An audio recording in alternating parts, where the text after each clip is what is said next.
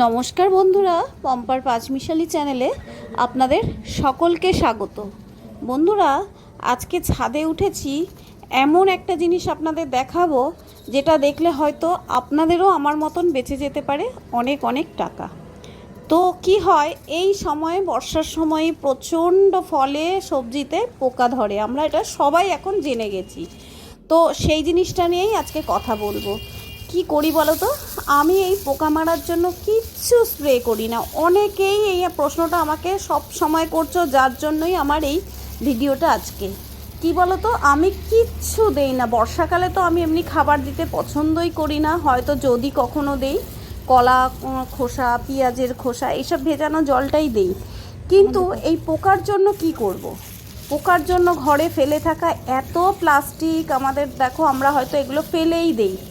তো একটু মাথা খাটিয়ে যদি এগুলো দিয়ে আমরা ফলে বেঁধে দেই না, তো তাহলে ফলে কি হয়, ফলটার মধ্যে কি হয় বলো তো, মাছিগুলো গিয়ে একদম হুল ফুটিয়ে ডিমটা দিয়ে চলে আসে। তো সেটাই আস্তে আস্তে ওই পোকাগুলো ফলের ভেতরে ফলটা খেয়ে বড় হতে থাকে। হ্যাঁ, তো সেই জায়গায় তখন ওই ফলটা বাতিল হয়ে যায়, আমরা দেখে আর ওটা খেতে পারি না।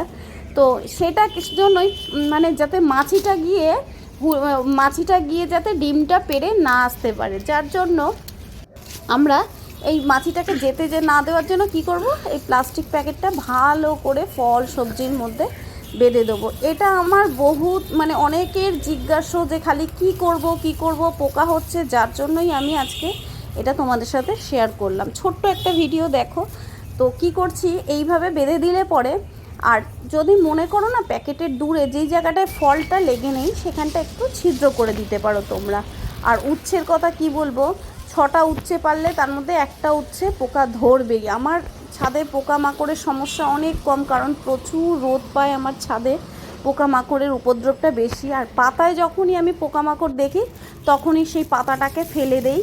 পাতাটাকে হয়তো পোকাটা অনেক সময় মেরে ফেলি, নাহলে এমনিই হয়তো পাতাটা দূরে ফেলে দেই যাতে পোকাটা না আসতে পারে। এটা সবসময়, যেহেতু আমরা দুবেলা করেই গাছের কাছে যাই, তাই সেহেতু এটা আমরা দেখে ফেলে দিই। কিন্তু যাই হোক, এইটা কি এই পদ্ধতিটা তোমরা করে দেখো, খুব ভালো হবে। প্যাকেটের মধ্যে একদম সুন্দরভাবে ফলগুলো সবজিগুলো বড় হয়ে যায়। আমরা যেটা ভাবি না, বোধহয় ওখানে হাওয়া বাতাস যাচ্ছে না বলে ফলটা বড় হবে না, একদম মানে ভুল ধারণা এটা আমাদের, বুঝলে তো। আমি এবার এটা প্রচুর করে দেখেছি, খুব উপকার।